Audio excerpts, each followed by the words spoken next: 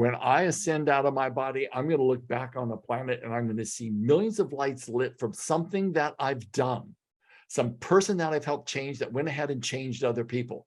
I'm training coaches now so that they can coach like I coach, and they're out there working and they're all over the world doing it. So the bottom line for me is that's my ultimate legacy. That's my goal.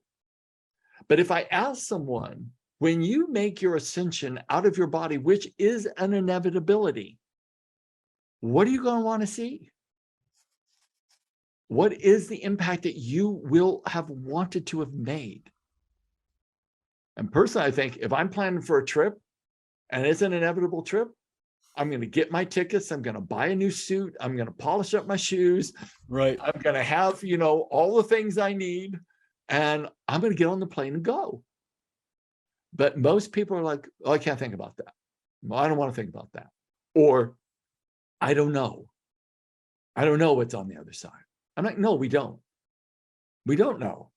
But the truth of it is, chances are there is something. And if there is something, then I'm going to go for it. And if there's not something, then I'm going to live in my happy illusion, doing the best possible impact I can do on the world. Either way, I win. Hey, everybody. Welcome back to the Men on Purpose podcast. I'm your host, Ian Lobos.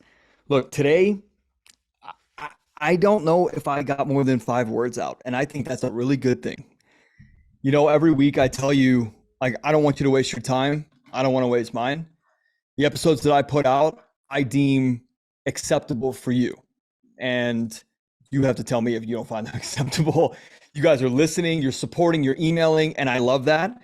And so on this episode, here's what you're going to learn so you know whether to stay with this thing or not, because this is a long episode. And I'm going to tell you right now, I just let the guy go. I let him talk. He was so informative, so much wisdom and gold poured out of him from a very long career of personal development work, of self work, of leadership work.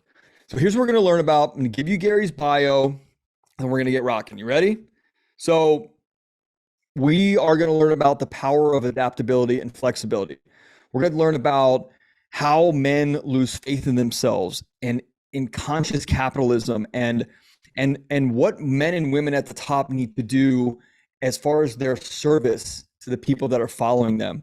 We're going to talk about leaders' personal transformations and how to make that, passivity in leadership, being accountable, keeping people inspired, the quadrants of success, both professional and personal, how to reveal your own blind spots, how to take on your reactions to what happens, how to go from misaligned to aligned in your deepest core values, striving to feel good, striving to feel good enough, the duality of life and this personal world you live in that most of the time for us high level men is hell, and the professional world, which is at like a 9.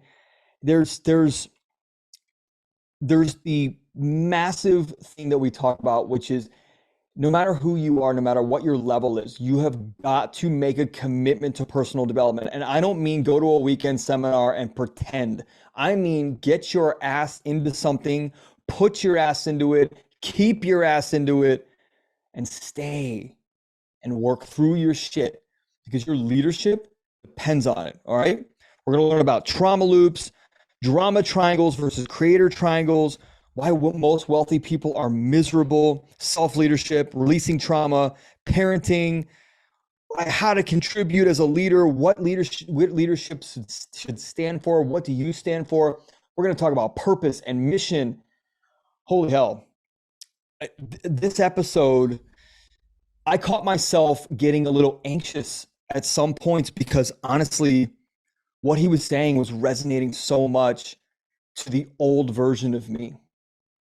And I got anxious because I want to be that person that helps so many men get out of that vicious cycle and live their personal life and have success there like they have in their professional life. And that's my fucking mission, guys. And it's so cool. It's so important. By the way, Gary and I barely scratched the surface. Okay. So I'm going to have him back on in about like 2 or 3 months. And we're going to talk about some more depth to the things that we covered today. Okay. Let me give you a quick rundown of who Gary is, and then we're going to get rolling. All right, D. Rodriguez is recognized as an internationally acclaimed expert in the science of human excellence and is known as the people mechanic. He has over 35 years in designing and integrating the most influential models of psychology-based systems of success and leadership, human behavior, relationships, communication, team dynamics. I don't need to read it anymore. The guy is a fucking expert. And from literally the intro clip on and the first minute the guy opens his mouth, you will know you're in the right place. All right. Couple housekeeping things, then we're going to rock. Remember our MOP community. We've got giveaways. We've got free stuff. We've got challenges coming up. Everything is evolving on purpose, right? We are going from that replaceable man to that irreplaceable man who becomes the irreplaceable husband and father and leader in their business. All right. We've got masterminds starting like every month. We've got retreats coming up almost every month.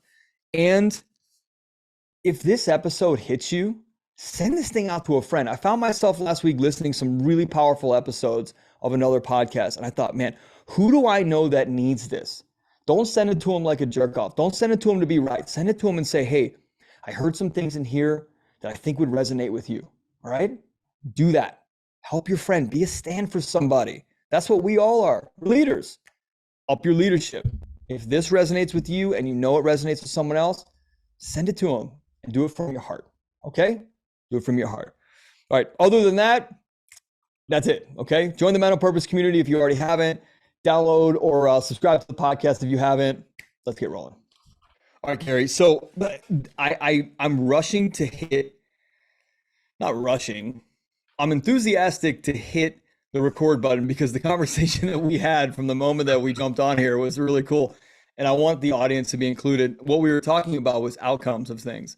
And I think that, kind of like you said, my life was run by controlling outcomes. I was allowing my life to be run by my control of outcomes and my thoughts and my emotional reaction when outcomes didn't happen, or when they didn't happen the way I wanted them to, or it hit 99% and I wanted 100 and now I'm not happy.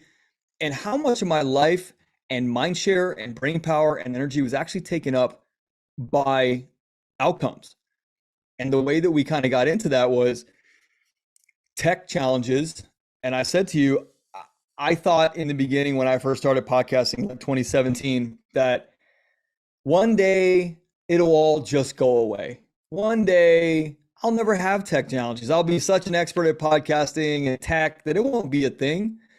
And today I had tech challenges and you had tech challenges. And the answer is, it's not one day it will be better. It's one day I will be better. Right. And then we as a collective, you and I, just let it be what was and just moved with it. And we got on and everything's cool. And like, that's it. Yeah. As I continue to mature, I've got a lot of miles on me now, but as I continue to mature, I keep thinking that the greatest strength I could ever have would be the power of flexibility and adaptability. Because the one thing I absolutely know is I have a certain destiny. And I think there's certain signposts that are already cemented in place. And the way that I navigate those particular milestones or monuments in my life is how flexible and how adaptive and how agile I can be in actually creating the greatest wisdom from them, if they're tension points, and keep the greatest peace that I can keep. And so it's always about adaptability and allowing myself to like sort of be in this moment of now, rather than catastrophizing what I suspect could happen.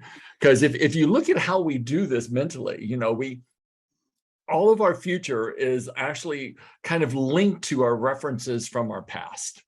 And so if our references from our past are loaded with unresolved emotional states, betraying relationships, all those type of things they've befallen all of us. But if we carry that, the trick is in leadership is you have to have mental emotional management skills to actually be able to utilize this process of staying in the moment in a way that preserves the wisdom, lets go of the pain, and re-energizes you to actually move towards that goal in the future, whatever that is. And what I oftentimes find is that many times, because I do a lot of executive coaching, and what happens is that there are individuals at very high levels in very high positions that are still running on adrenaline and cortisol. That triggers happen out here in their current reality that are directly linked to like fear things that they've never dealt with. And as soon as the trigger happens, they get dumped with cortisol and adrenaline, their frontal lobe shut down, and they can't think clearly. This always produces difficulties, not only in teams at the highest level, but also in the home when they have no bandwidth and they're still incredibly activated. They cannot function well. And so men oftentimes lose their faith in themselves based upon the inability to handle the emotional states. They silently implode rather than actually heal the issues. And that ends up being a huge stumbling block as we progress through the different quadrants of how we can be successful. And one, of course, is our careers. The other one is where I find most people who are successful are deficit in their personal love relationships. One suffers or the other one suffers. And ultimately, I ask people, what are you actually working for? Like, what is the success about? Is it a constant quest for personal significance and shiny objects? Or is it that you're going to leave a legacy? And if so, what kind of legacy? A lot of times I've run across executives who say, well, I want to leave a legacy of wealth. But what ends up happening, they leave a legacy of abandonment of their children and their wives, which is not the legacy that child would want. So it becomes globally unsatisfying at the end of the day. And we have to start looking at how are we going to bring ourselves to center and begin to start producing something that's worthy of our energy, our breaths, and our time. What's up, guys? I'm so sorry to interrupt the episode. I just need 1 minute to share with you all the new and exciting, amazing stuff we've got created here at Men on Purpose. First of all, thank you for listening to the podcast and supporting the movement we're creating for all the men in the world. Next, you've got to check out our new website, menonpurpose.net, where you'll find all kinds of cool stuff, including links to our podcast and the free Men on Purpose community. You're also going to find our new free purpose-driven formula mini course and ebook, and links to all of our new coaching programs and products. Look, I've had so many of you ask me where to get started with your personal growth journey or where you can go to level up. So I put this thing together, this free ebook and mini course, and we're going to be talking about and coaching you through a really light version of our purpose-driven formula, which is our foundational formula. And for those of you who are ready now, we got you. Listen up, whether it's becoming the best husband, being the best dad, quitting that job that doesn't serve you, or just understanding how to put you first, we've got what you need to align with your authentic self and find that true fulfillment and live a life with no regrets. Look, we're helping men with structure, support, and sustainability. That's what you've asked for, and that's what we deliver. As we lead you through proven and tested curriculum that focuses on formulas to help you get farther faster. So make sure you go to menonpurpose.net, click the button to download our free, powerful, purpose-driven formula mini course and ebook. And while you're there, make sure you check out some of our amazing products designed to help you find your purpose, stop self-sabotage, and dial in your mindset, skills, and habits to evolve into the best version of you. Why? Because we want you to live and have the best life possible. No regrets. So, mentalpurpose.net, let's get back to the episode. Well, I now know that this interview, this episode is going to be about 4 hours long. And I hope you cleared your schedule, and I will clear mine. Because what you said in the first 10 minutes of this thing is so spot on to what our guys are dealing with. What I dealt with, we're going to find out if you dealt with, which I'm sure you have, is this understanding that money is our significance, job achievement, position achievement, bank account filling, and then that piece that you said about legacy. And I talk to a lot of very high-end guys, very smart guys in the business world who in their personal life are, I don't know if you ever listened to Howard Stern, and a couple guys are going to get this reference. There's a reference where Gary Delabate, the producer, says, my professional life is at like a 9, because he's in that Long Island accent, a 9. And my personal life is at a 2. And I feel like most guys who come to me into the mental purpose world, that's what it looks like. And they're striving so hard to leave something, build something, have something that they call or confuse as legacy. It's money and things and wealth and passive income, and man, my kids will be taken care of. Yet the whole missing is, yet the kids aren't taken care of right now, because you're not showing up as the dad, husband, father, leader, man, son, whatever the hell you're supposed to be. You're not that guy. And that's a massive problem in our society. It's not even just in high level men, it's just in our society in general. Forget about the guys that are working 9 to 5 or working in hourly pay, who have little to no options, and they're scraping that kind of bottom. The guys who have options and are scraping the bottom, I don't know who's worse off. That legacy piece is crucial to get into our guys' minds. The legacy is not, in my opinion, what you leave behind. It's who you are along the way that actually leaves a mark on somebody, not like a brand on them. Here, Would you agree here. with that? Yeah. I mean,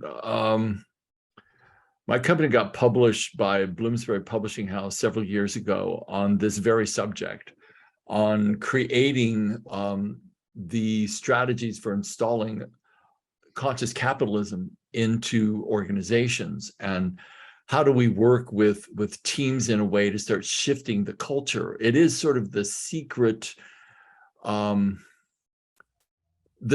skill to a much higher profitability and a capitalistic edge in business, and that is you care for people.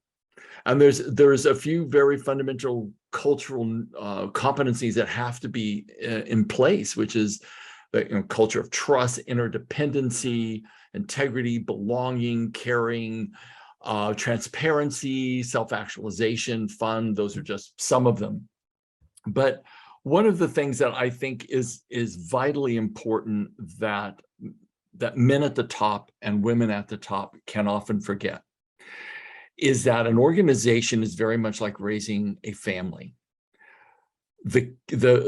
Your teams will model the philosophy, the attitude, the dedication, the humanity of the leader. If the leader sets the norm that this is who I am, this is what I expect in my teams, and the leader demonstrates that in word, thought, and action, then they turn the business into a philanthropic outreach into every single life that they have the honor of supporting and building up in their careers within the company.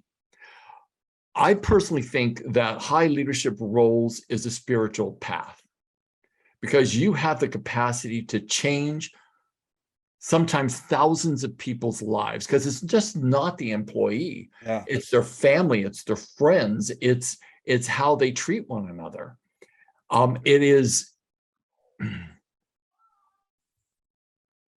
It's a vital competency of leadership to learn how to grow yourself into that type of leader that has an open heart, that has strategic planning, that has a mind that is competitive. In other words, it's a little bit like a versatility principle. And I'm not speaking about gender here at all when I say the next thing I'm going to say, is that there has to be a blend of feminine and masculine principles, archetypes that come together to create a truly engaging leader that people want to be like, they want to model. And some of those qualities, like, caring and belonging and loyalty, are inspired in the ranks and files of teams when that leader shows caring, is able to actually build systems within the organization that support the employees, that educate the employees, that takes them to the next level, that shows them a career path within the organization, gives clarity about where we're going, clarity on the roles, and says, look, this piece that you're playing ties into this piece and this piece and this piece and this piece, and it is integral to our success.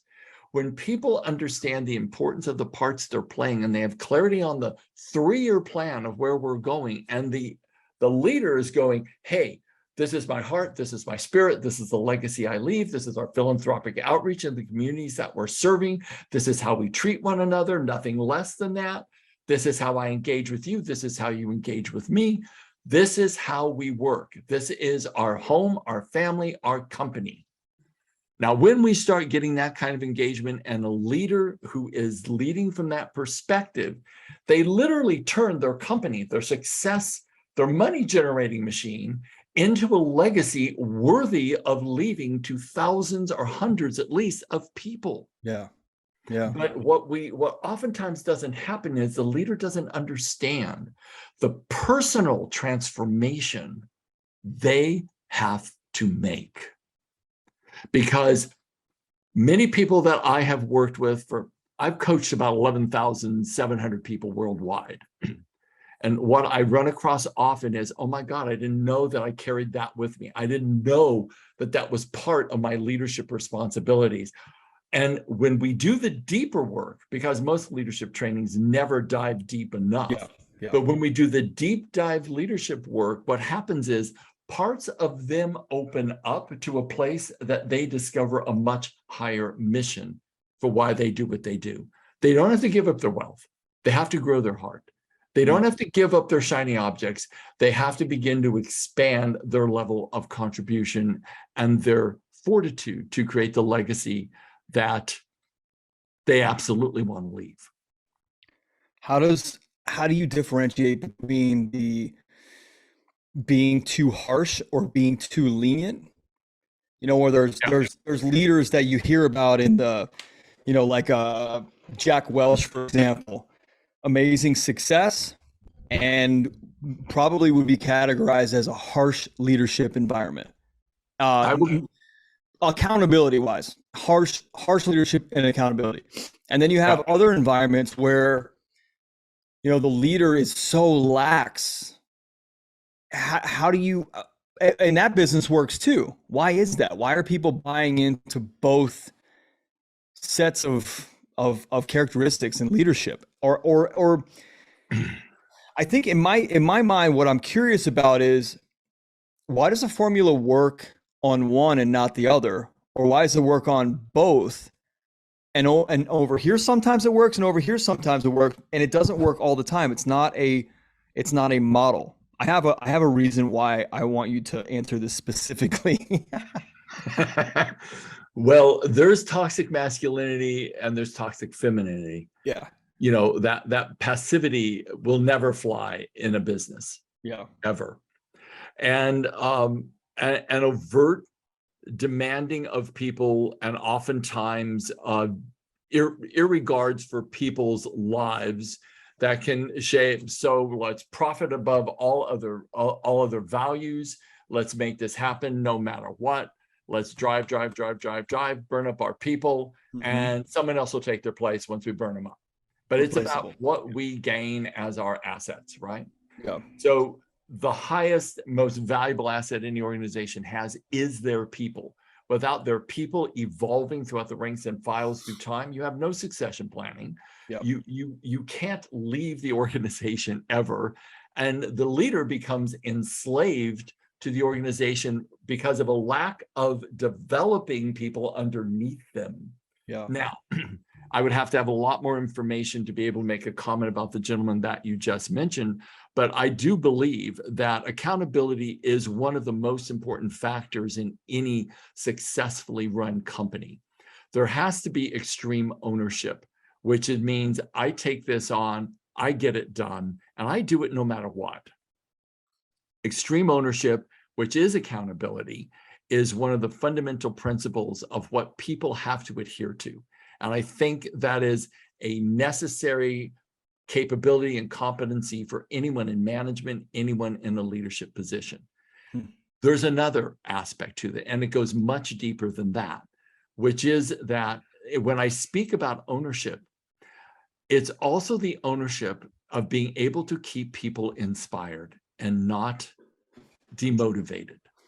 Demotivation happens when there is a leadership group that makes their decisions in silos and then has it bleed down into the ranks and files of the organization. And people that are in lower levels and lower positions and managerial supervisors and workers are looking at the decisions that the top brass is making, realizing that the top brass hasn't seen the flaws in this part of the operation, in this part of the operation, or that part of the operation. Right. So to really become an inspiring leader, you have to harvest the genius of the ranks and files below you so that you have more than one or two perceptual positions.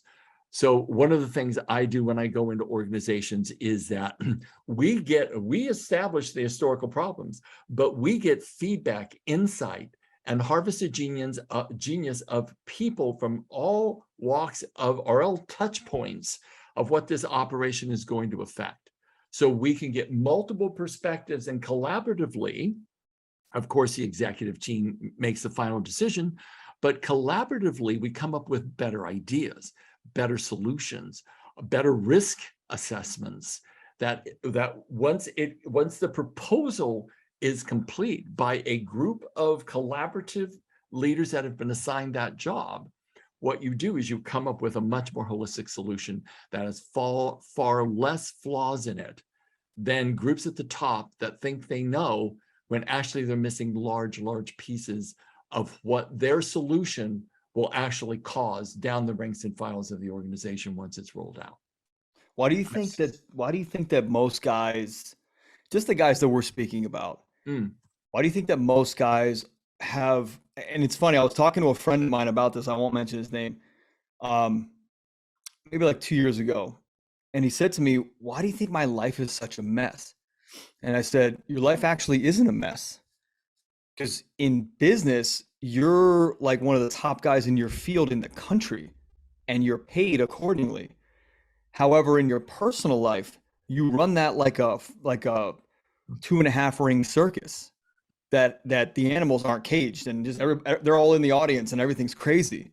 So technically, your life is, if you ran your personal life like your business life, you'd be unstoppable as a husband and a father.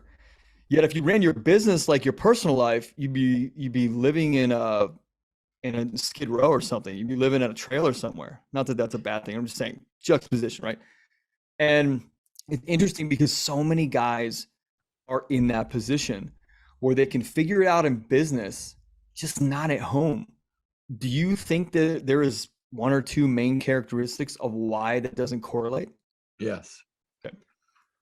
Primarily when people are misaligned in their life, because as I said before, there's several different quadrants of success. And personally, I think to have a successful personal relationship is the thing I know that I'm most proud of in my own life. Been with my partner for 23 years, best relationship I could ever have.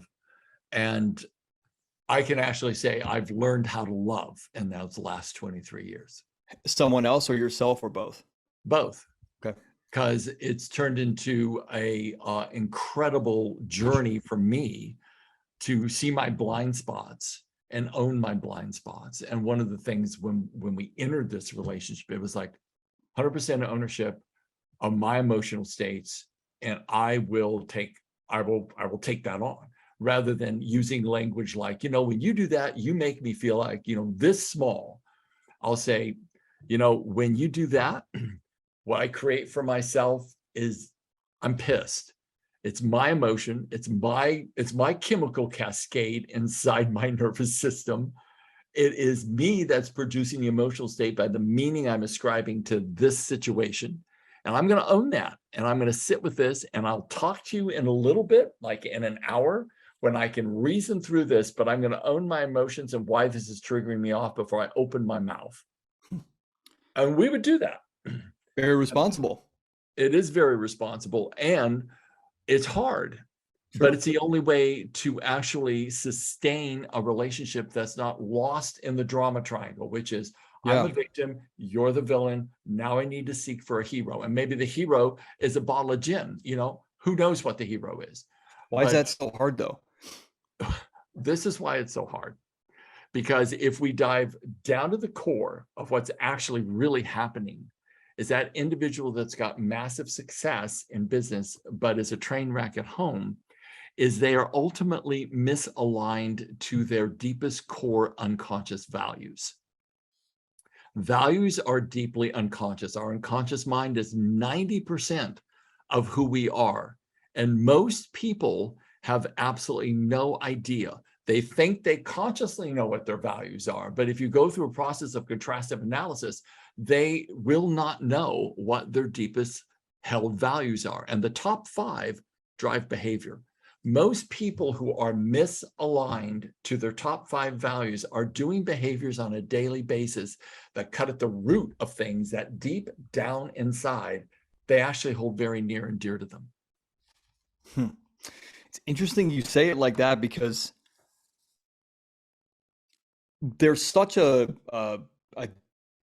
disconnect when the guy who, you know, strives so hard in business or corporate or their company or whatever it might be, let's just say entrepreneurship, and or like high level leadership, and they're willing to do whatever it takes to excel in their given field, whatever it takes, whatever it takes. I mean, let's just say everybody's like working morally and ethically. Yet in the personal life, how could this person, and this is what I thought when I like in my 10 years ago, like, how can I be so good in business and know things and be willing to do things and get out of my own way and course correct and see my mistakes and flaws and journal them so I don't make them again. And yet my personal life, I'm completely oblivious and or playing an oblivious character. Why is that so disconnected? Why couldn't you just say, oh, you know what? I do this for my business. I realize that I'm making mistakes in my personal life. I'm just going to, why don't you do that? Okay, so we're going to go down another rabbit hole, but Please. I'll speak to that. And I have to say, you know, we're making general comments and we're making general assumptions as we speak. Yeah. There are, you know, variations all along the course of the conversation that will have a different experience. Of course. So, but this is my experience, having coached as many people as I've coached through my career, is that people in a high level position, we walk into our organizations and in our careers, oftentimes deeply committed. And I'm going to say this from watching the unconscious patterns of so many people, striving to feel good enough. And they strive in a place where they can actually get out there and compete. Mm-hmm. And reach that place where there is accolades coming to them, there's success coming to them, there's attention coming to them. They have the symbols of wealth that they've been able to achieve, which then gives them that overall hypnotic experience of, I'm good enough and compared to other people. Yeah. But that's all driven. If one thing exists, the other thing exists as well, because we live in a world of duality.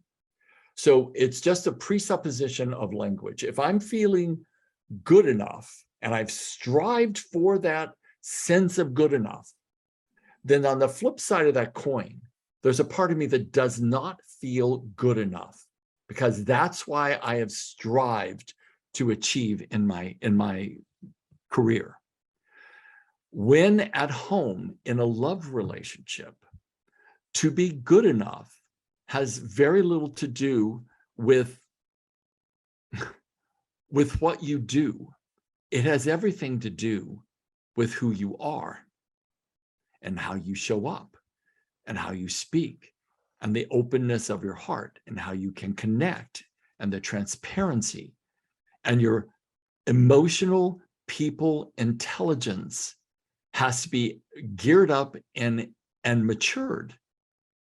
And what many people who don't feel good enough do in their personal relationships, we carry this thing, all of us, and it's called an unconscious imago, a blueprint of relationships that is built upon the foundation of modeling our mothers and fathers, how they loved, how they spoke to one another, the relationship they had. And what happens is we have this unconscious blueprint, and we bring into our adult relationships the woundedness of our family of origin. And if we are not very careful, we live out the patterns of our mothers and fathers in our adult relationships and even in our parenting styles. And when that happens, that's the place where most high-level executives have never really dug in and resolved. We carry traumas that are triggers that put us into trauma loops that cause us to behave in a way that are completely disenfranchised from our professional persona. And as a consequence, we walk around in a sense of complete incongruency. And I call it leader shame, because we walk around feeling like a fraud. Why can I handle it here, but I'm a complete train wreck there? Because wherever love is, everything unlike it shows up. Our patterns are meant to be triggered off in our adult love relationships so that we have an opportunity to heal them. If we don't have the courage, and if we drop into the drama triangle and say, it's your fault, if you would do X, Y, and Z and jump through my hoops of expectation, I would be fine. But instead of stepping into the creator triangle, which is, I'm responsible and accountable for my own emotional states. I require to do some research. I require to get some deep dive coaching. I require to heal the things that haunt me. And I require to understand why I am as reactive as I am, because I feel like I'm sitting on a powder keg and I don't understand why. And as a consequence of all that, that is from basically that one fundamental principle. I mean, Stanford University's Advisory Council on Leadership said, the one absolute essential quality to all leadership is self-awareness. Makes perfect sense. But what happens in those leadership positions, we are so externalized in making things happen, forgetting our own internal world. Because I have this theory, it doesn't happen to you, it happens from you. And so if it's happening from you, it's happening from my thoughts, my values, my core sense of what I care about, my connection to something divine, whatever that is for you. Maybe it's the wind in the trees. I don't know.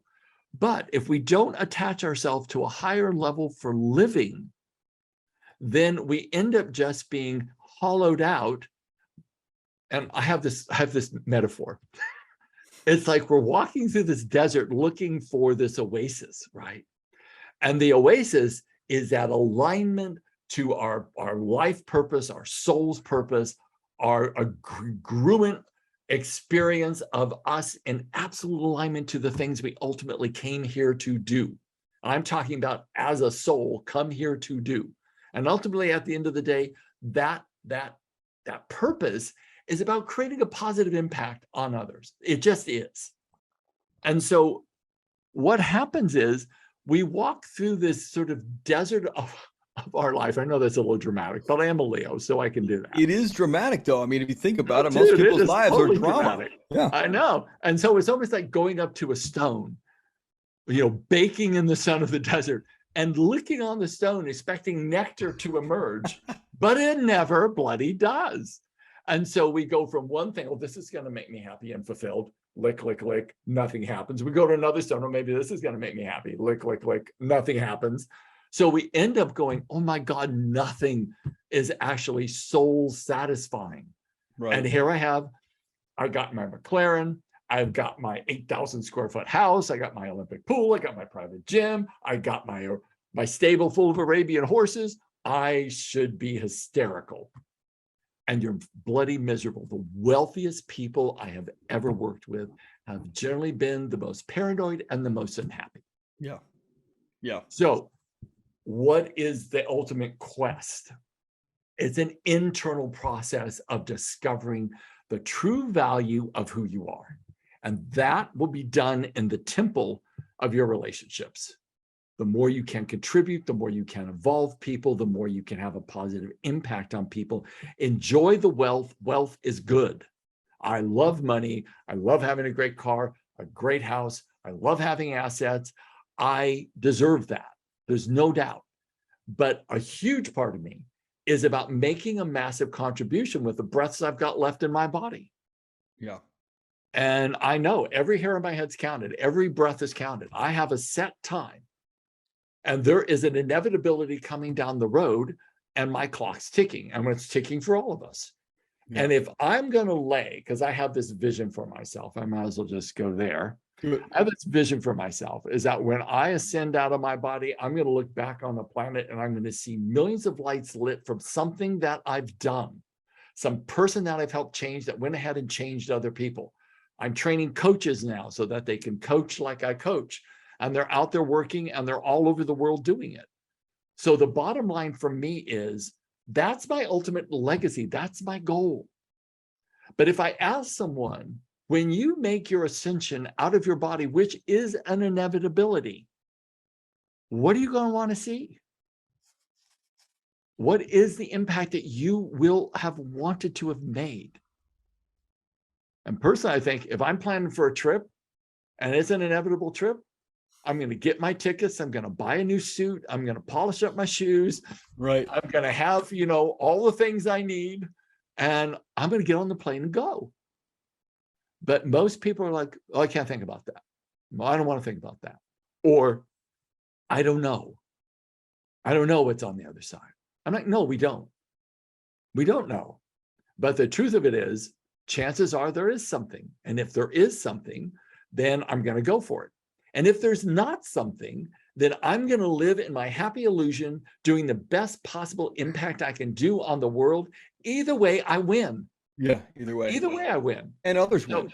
Yeah, and others win. So I'm like, who cares? Really, ultimately, at the end of the day, it's about this experience and now, and then how I can make an impact. And if there is something on the other side, I'll celebrate even louder. Is it fear that holds people back from crossing that line? And I say that line because I know when I cross the line where my relationship with money, generating it, circulating it, what I do with it, how I represent myself, my business, what my business does, the vision of my business, the mission of, I know that was a distinct change in point and period in my life. And I know that what it was backed by and sort of held back by was fear. Fear that I don't have enough, that I'm not doing enough for me, that I'm living this life and I won't have enjoyed as much as I could have. Yet once I started understanding those principles that you talk about, that's when that shift happened to, listen, the inevitable doesn't have a solid set date. So the inevitable is any time, yet it's still inevitable. And like you, I really like, it was very eloquent what you said. When I ascend out and look back on my body, I'm going to see all these lights that I lit around the world because of me being here. That's super important. Why do you think most people cannot break through that gap between doing for themselves and doing for others, like we're talking about? And I know this is going to sound maybe repetitive, but I'm going to say it. There's only two things that ever motivate human behavior. There's love, and there's fear. And what fear will always produce, whatever you focus on, you make stronger.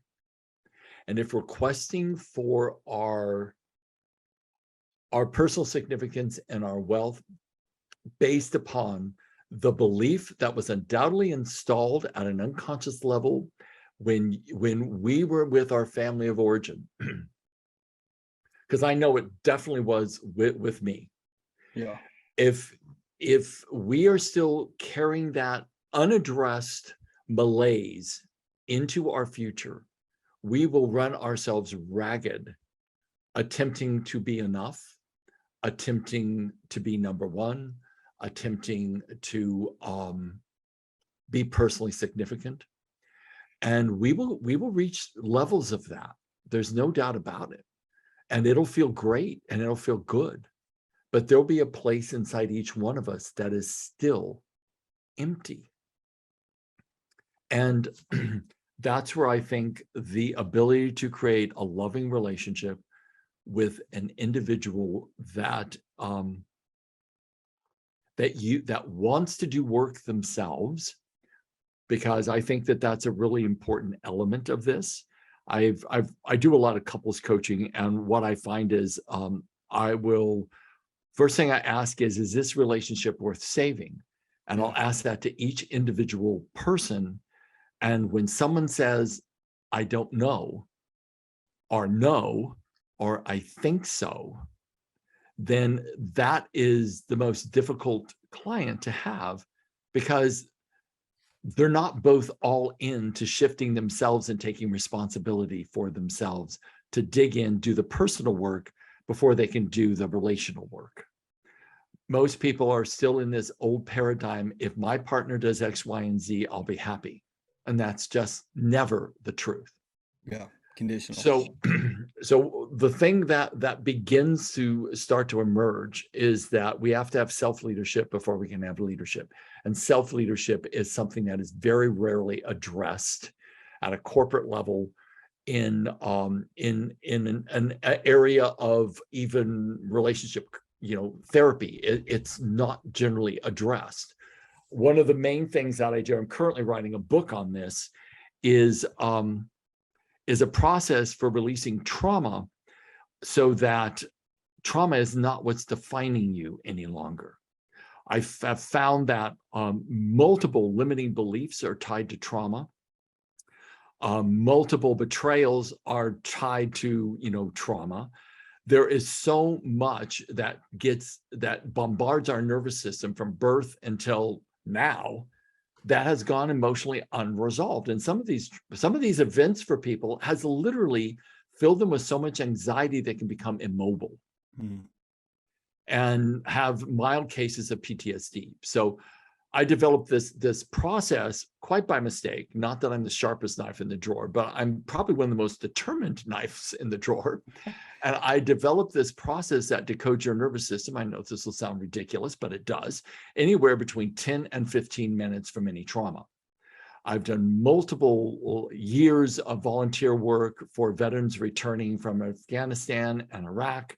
Historically, and this is in veteran support institutions. I worked with a company here in Dallas called Farm. That's Farmers Assisting Returning Military, and they had a huge farm, and they would do soil therapy with these guys, and these guys would be like that close to suicide or massive addicts by that time, and they would call me up and say, Gary, will you come in and do some trauma work? So I would go in and I would do the trauma work with the newly arriving veterans, and I would teach classes for them as well, primarily because it was the only thing that was working for them. And they would say, this is the only thing that has ever worked.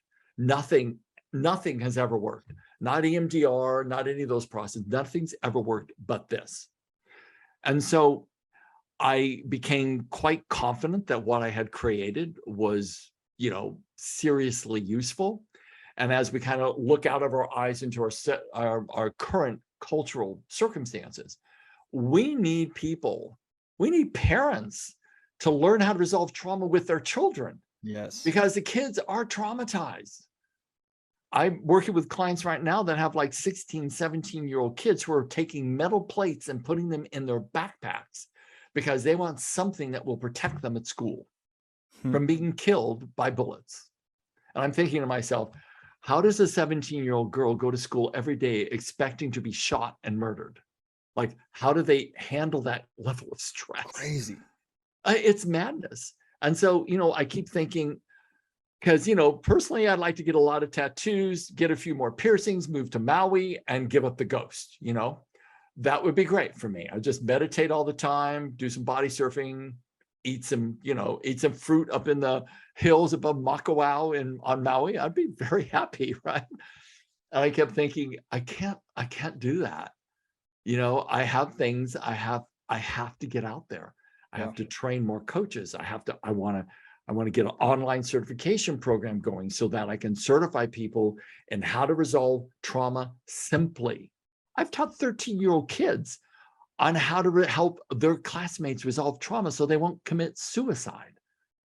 And these kids are like, oh, this is the best thing I've ever learned. This is the best gift I could ever be given. And I'm like, help your friends. Like, just help your friends. So this becomes a really important place, I think, for all of us to look at. What are we doing with our lives? What do we want to contribute? And there's multiple ways to make these levels of contribution to people. Multiple ways. Find your path. I found mine, and it's super important. I mean, I got my whole career started in the AIDS crisis, where you were diagnosed, you were a skeleton in 3 months, and there was never a question asked. Yeah. And no one even remembers how horrific that period of time was. I do. I sat with more people that have died than my nervous system could handle. And I watched people I love dearly turn into skeletons. And groups of us would come together, we would take care of people, we would bathe them, administer their meds, pay their rent, feed them, do whatever we had to do so that they could transition with dignity. And the bottom line was, and I'll say this, I think it's so important that people understand that when I'm thinking of one person in specifically that passed, that a group of us took care of, and when they took his body out, and all of us were like gathered around, I looked at everyone and I said, we did an incredible job. Incredible. Yeah. One of us spent the night every night. He was never alone. And I said, this is like adding a jewel in the crown of your identity for how selflessly we showed up, how much we gave, and the love we showed, because then you build the muscle neurologically for that kind of extension of yourself out in the world. You build that muscle to be able to do it again. And this is why it becomes vitally important for leaders to start understanding, what are you standing for? Who are you? What do you ultimately value? How are you preparing for that transition point? How many lives do you want to touch and change? And what kind of legacy are you going to be leaving? Think about it from more of a larger context, even out of your bloodlines. What more can you do? And I have this theory, maybe I'm wrong, but the theory is that we're here now at a critical junction, I believe, in the human evolution. There are more things changing. Tech is coming on in a way that we've never seen. Mm-hmm. AI is coming on in a way that could change everything, hopefully for the better, could be for the worst. There's more trauma, more hatred, more fracturing of humanity as far as the humanity in people towards one another than I've ever experienced, because I'm 71. So I've lived a long time on the planet. I was there watching the Ed Sullivan Show when the Beatles first came on, and I'm like, oh, peace and love, it's all good. Right. And what I know is that this is a critical time, and we're here not by chance, because I don't think there's anything that happens by chance in the universe. So we're here. What are we going to do? Because the culture of the world is really the culture of what each one of us brings to the table. So what are we going to do? I think the Dalai Lama said it best. He said, the war will never cease until the war within ceases.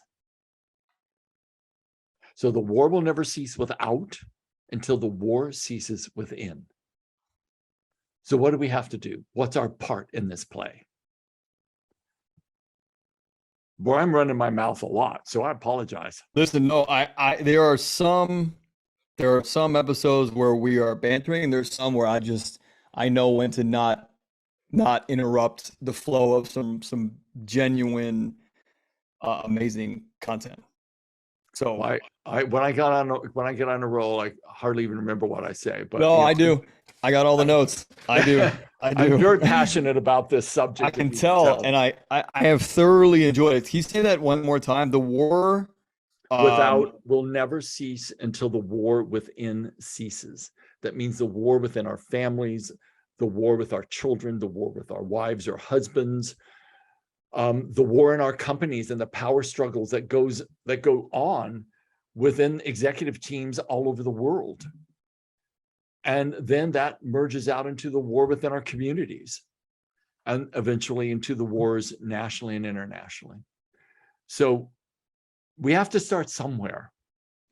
And my premise is we start with the 6 or 7 inches between our own ears.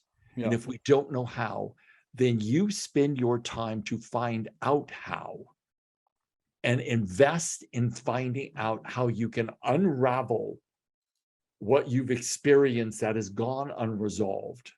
And you heal the hatred, the resentment, the betrayal in your own heart. Because whatever you dwell on, actually you make stronger and draw to you. I'm going to go way out there. Do it. Okay. So there is a resonant field, measurable by science, by the way, that measures out 15 feet from your body, that people feel in your presence. In a 5-foot radius, this is according to the Heart Math Institute in their research, in a 5-foot radius, that energetic field can affect the neurosynaptic firings in another person's brain. So I oftentimes ask, like, what is that field? What creates that field? It is our emotional states. So Buddha said it best, a quote from the Dharmapada that I love. And Buddha said, the thought manifests as the word. The word manifests as the deed. The deed turns into habit. The habit hardens into character. So let your thoughts and your words spring for concern for all living things. For as a shadow follows the body, as you think, so you become. So our thinking is something that I think needs to be dove into. And that is, we're riding around the most complex neurological organism on the planet. We have more neurological connections than there are grains of sand on the planet. It's crazy. And no one's ever come up to you, have they, on a podcast and said, would you like the owner's manual for your head? Right. Would you like to know how you've made you to be you? Well, that quote right there, when I break it down, gives you how you did you. Do you want me to elaborate? Because I will. I certainly do. And I want you to actually say it again, because I'm gonna write down. I'm gonna have actually some trouble trying to figure out what your intro clip's gonna be, because there's so many great things you've said on this one. So say that again. Say that again. I want to get the exact time so my guys can pull it for the show notes. The quote from Buddha? Yep. Okay. The thought manifests as the word. The word manifests as the deed. The deed turns into habit. The habit hardens into character. So watch your thoughts and words with care, and let it spring for concern for all living things. As the shadow follows the body, as you think, so you become. Now, the bigger question is, how do we develop the perspectives and the thinking and our responses to the stimulus out in the world now? How do we develop the way we see the world, either our positive or our negative attitudes, the beliefs that guide us? How did we develop all of that? So I'm going to give a very high overview of that because I think it supports what I said previously about self-leadership and opening up the owner's manual for your head. Yeah. When a core significant event happens, which can be in the third trimester of the womb. I know you think that's crazy, but it is not. It's interesting. The work that I do, I've done regression, and I go to the root cause of X, Y, and Z belief or feeling. And they'll go, people don't even believe in this. They'll go, I feel like I'm in a confined space and I feel like I'm not fully developed yet. I think I'm in my mother's womb. I'm like, okay, far out. And they'll go, I hear my dad saying, I don't want a girl, I want a boy. Oh, wow. It has to be a boy. And at that moment, that little soul makes a decision that they're not going to be enough no matter what they do. Then they come out into the world and they have an experience. They go up to their dad, daddy, love me. Dad doesn't have time. Dad's working too much. Dad's doing this. Dad's doing that. And the kid just gathers evidence, one experience after another that supports the originating belief. So how we deliver and how we build this behemoth of how we see the world are core significant experiences. I know that one I shared was a little like people are going to be like, this guy's cracked. But no, actually, it's actually a great one. It's a great one to think about because we're thinking like after birth for all of our traumas. No, You got to think. I mean, it just adds another. It adds another complication to the discovery process. Well, this is why the discovery process is so incredibly vital. Yeah, because I agree. Think about this: you are growing in your flesh, your bones, your nervous system, your organs are growing in the water of your mother's womb. Yeah. Her thoughts are electrical charges that conduct in the water. And not only do you have the DNA of both your mother and your father, which carries a whole nother level of presuppositions, but think about during your gestation, your very physical body is growing in the emotional state based upon her thinking and what she was going through during your gestation. And her relationship with your father is all being felt in the womb. Yeah. The electrical charges of her thoughts are conducting in the water of her womb, and your body is forming in that. How could that not have an impact on you? It makes perfect sense. There's no argument around that, period. There can't be. It can't be. No, I know. It's just common sense. So we get to this point to where these key significant events, as children, we have these monumental key significant events. And when they happen, we create constellations of beliefs around those events because we're meaning-making creatures. We have to make meaning out of it. Yeah. And between birth and 7 is the time that we have the most neurological connections firing off than any other time of our existence. And as those events happen, and we're creating constellations of beliefs, have you ever, and I'll ask this as a personal question to you, have you ever said to yourself, why do I believe that? Or why am I feeling so strongly about X, Y, and Z? Why am I responding the way I'm responding? Like, I don't get it. Have you ever had that experience? Yeah. And a lot.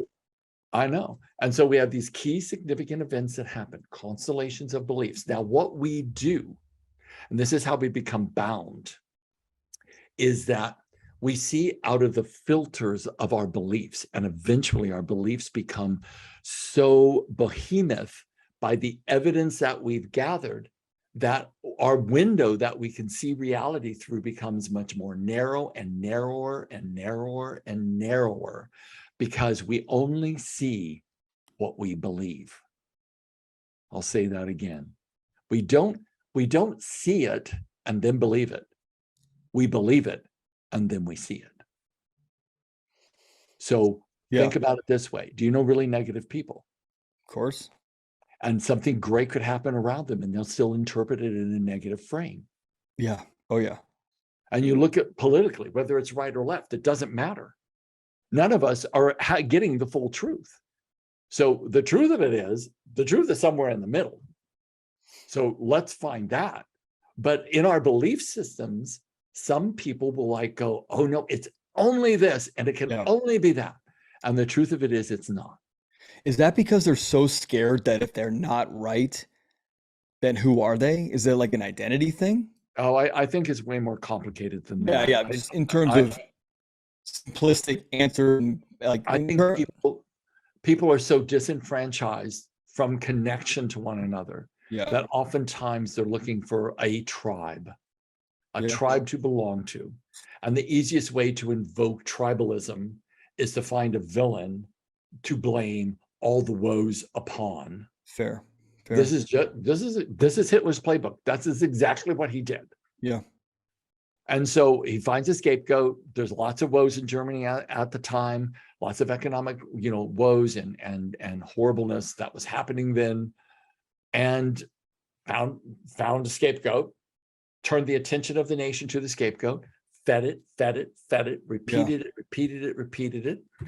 And before you know it, we have genocide. So what we as Americans need to do is value the fundamental principles, I think, and then look at it's somewhere in the middle. It's somewhere in the middle. Let's open our eyes and our mouths for dialogue and find that place in the middle, because no one's got the truth. We know that the news media on the left and right is completely skewed, and it's our responsibility to find the answer for ourselves and ask multiple questions, get to some sort of amenable in the middle answer. But we have to have love for each other and love for our country, as far as I'm concerned.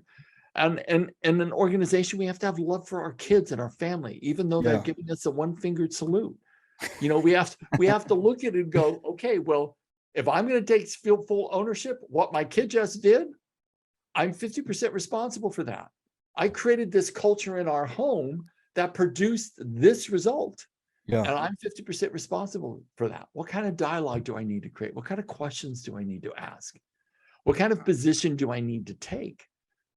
Because a lot of times parents, when kids reach their teenage years, they do not have an owner's manual to directionalize them on how to deal with that. Yeah.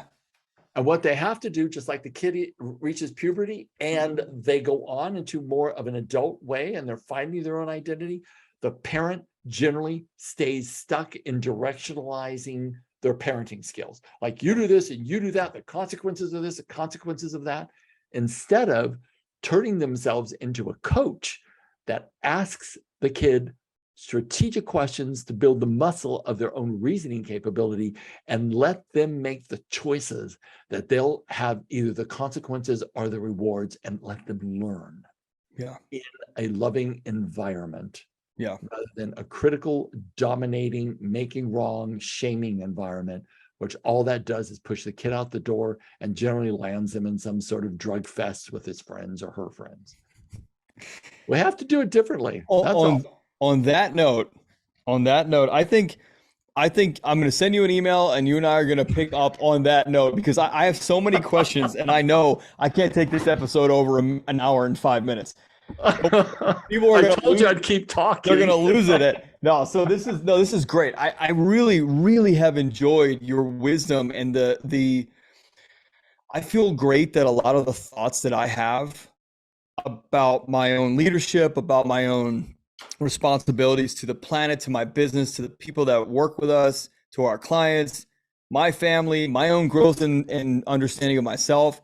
I share so many of the things that you're talking about, and that makes me feel great that I'm on this beautiful path, especially as a coach of a big organization like Men on Purpose and leader here.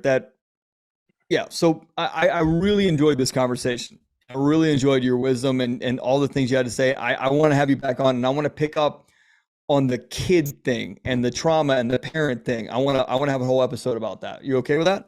I'd love to, because when my assistant said, "Oh, you're going to be going on Men on Purpose," I was like, "Oh, I love the name of that podcast." I forget who. Maybe it was your assistant that reached out. Well, let's do this. let's wrap this episode up. Well, Gary's going to be back on. Gary, thanks so much for being here. I forgot to thank you in the beginning. It's something that I Oh, my continue brother, it was an honor and a Yeah. pleasure to be here with you. I'm so grateful for the opportunity to meet someone that's on a similar path, and hopefully someone got some value from something that they came did. out of our mouths. If they didn't get any value, the volume was off. So like, or their phone died and they fell asleep. So don't worry about that. There is major value in this. Now my job is to figure out how to break everything down for my team to like not have 150 show notes, just to maybe have 50. So this is great, man. Thank you so much for being here. This has been incredible conversation, and we're gonna have you back on a couple months, and we're gonna talk about parenting and children and that kind of thing. And we're going to get deep into that. Cool. Sounds good. Thank you, my brother. Awesome. I really appreciate you. Thank you for doing the work you're doing in the world. Of course, it is my pleasure and my mission on the planet. So audience, I know you enjoyed that. Thank you so much for sticking with it. If you stuck with it at the end, yes, we'll catch you on the next episode. And remember, be on purpose and become irreplaceable. We love you, and we'll see you in the community.